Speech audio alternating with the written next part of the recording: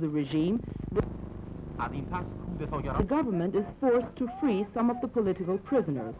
The prisoners go to various parts of town and give speeches for the people.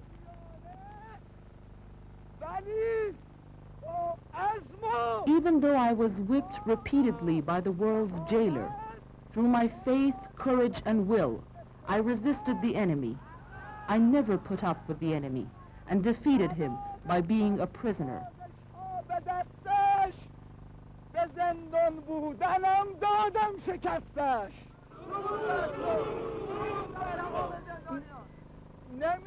I am not afraid of his throne and crown.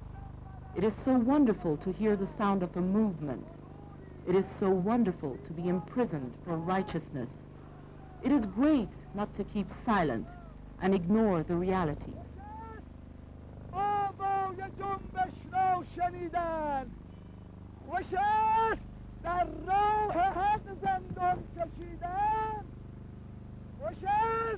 It is good to tear apart the chains of tyranny and free oneself from slavery and sacrifice for justice.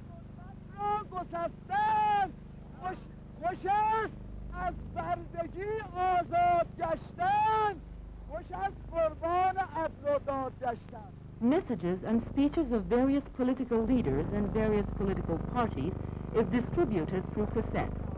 Dr. Shariati, a famous Iranian Islamic theoretician, says here, "They have removed our faiths, our goals of human responsibilities, and our belief in the school of God from our hearts and interior. Now we are like empty vases facing the ruling order and swallowing whatever they feed us."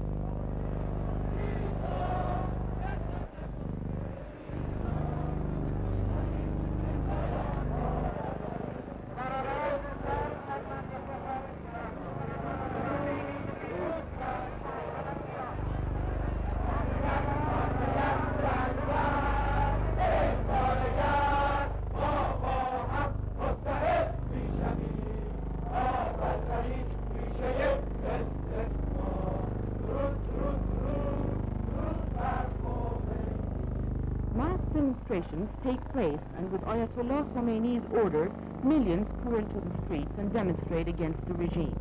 The government confiscates some of the newspapers and allows only a few to be published. As a result of the government's pressure for censorship, wall newspapers are created.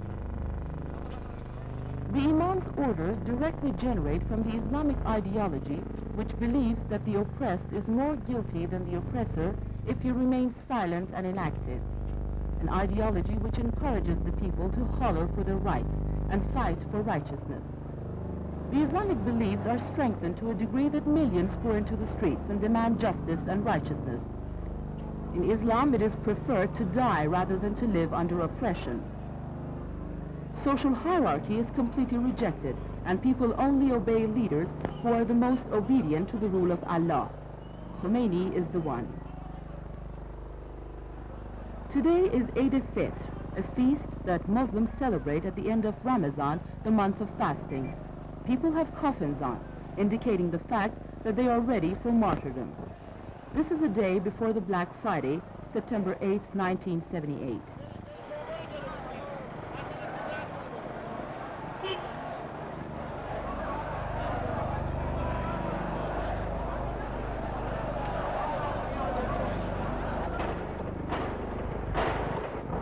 Today is the 17th of Shahrivar, or September 8, 1978.